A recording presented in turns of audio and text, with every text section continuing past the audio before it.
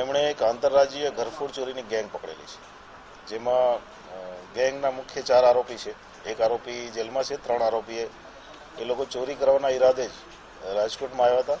આપણે એના નંબરના વોચિંગમાં હતા અને ત્યાર પછી એમને ઇન્ટ્રોગેશનમાં અમે ગુજરાતના અલગ અલગ જિલ્લાઓમાં એમણે જે ઘરફોડ કરી છે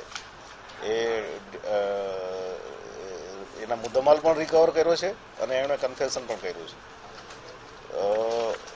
બોટાદ, સુરેન્દ્રનગર, વાપી, નવસારી, ભરૂચ આટલા જિલ્લાઓમાં એમણે અલગ અલગ જગ્યાએ ટોટલ 23 ગુના કરેલા છે, જે અત્યારે રાજકોટ પેલેસની એક આ મોટી સફળતા છે કે આંતરરાજ્ય, કારણ કે આમની જે એમઓ હતી એ ચોરી કરી અને પછી થોડો સમય અહીંયા રહે, ચોરી કરે ઘરફોડ અને ત્યાર પછી પાછા મધ્યપ્રદેશમાં રવાના થઈ જાય.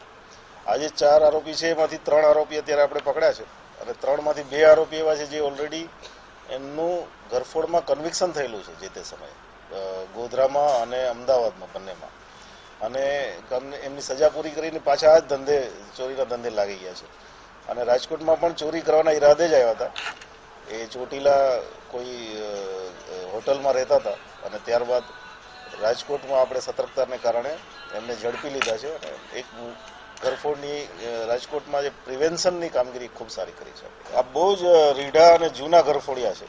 એમના વિરુદ્ધમાં 23 ગુના તો અત્યારે એણે કબૂલ કર્યા છે, એ સિવાય જૂના ગુના કરીને 50-60 ગુના ટોટલ હશે અને વર્ષોથી આ ચોરીનો જ એમાં સંકળાયેલા છે.